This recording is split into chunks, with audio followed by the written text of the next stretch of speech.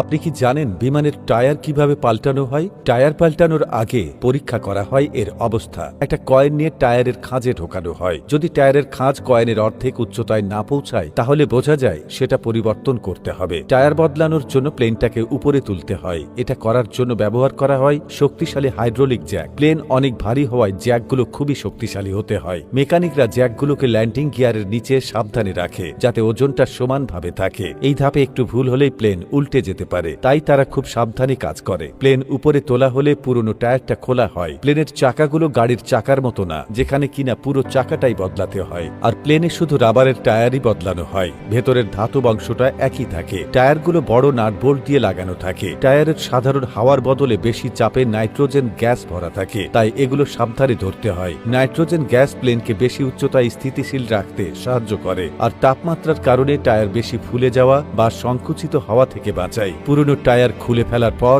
নতুন টায়ার আনা হয়। প্লেনের টায়ারগুলো অনেক শক্তিশালী হয়, যা রাবার আর অন্যান্য জিনিস দিয়ে তৈরি করা হয়। এগুলো অনেক বেশি চাপ সহ্য করতে পারে। নতুন টায়ারটা চাকার উপর সাবধানে লাগানো হয়, আর বোল্টগুলো ভালো করে টাইট দেওয়া হয়। বোল্ট টাইট করার জন্য মেকানিকরা আলাদা সরঞ্জাম ব্যবহার করে। বেশি ঢিলে হলে টায়ারগুলো খুলে যেতে পারে, আর বেশি টাইট হলে বোল্ট ভেঙে যেতে পারে। নতুন টায়ার লাগানোর পর এতে সঠিক পরিমাণে নাইট্রোজেন গ্যাস ভরা হয়। তারপর দেখা হয় কোথাও কোনো লিকেজ আছে কিনা। সবকিছু ঠিক থাকলে জ্যাকগুলো সরিয়ে প্লেনটাকে নামানো হয়। শেষে নতুন টায়ারটা পরীক্ষা করা হয়, সেটা ঠিকমতো বসেছে কিনা আর এর ভারসাম্য ঠিক আছে কিনা। দরকার হলে চাকাগুলো একটু ঘুরিয়েও দেখা হয়। প্লেনের টায়ার অনেক বেশি চাপ সহ্য করার মতো করেই বানানো হয়। বেশিরভাগ প্লেনে অনেকগুলো টায়ার থাকে। প্লেনের টায়ার অনেক ধকল সহ্য করে। ল্যান্ড করার সময় টায়ারগুলো খুব জোরে রানের উপর আছড়ে পড়ে। সেই সাথে প্লেনের ভেতর অনেক যাত্রী আর মালপত্রের ভার তো রয়েছে। গাড়ির টায়ারের মতো প্লেনের টায়ার সবসময় ঘোরে না। যখন প্লেন আকাশে থাকে তখন টায়ার স্থির থাকে। যে মুহূর্তে মাটিতে নামে সাথে সাথে ঘুরতে শুরু করে। এতে অনেক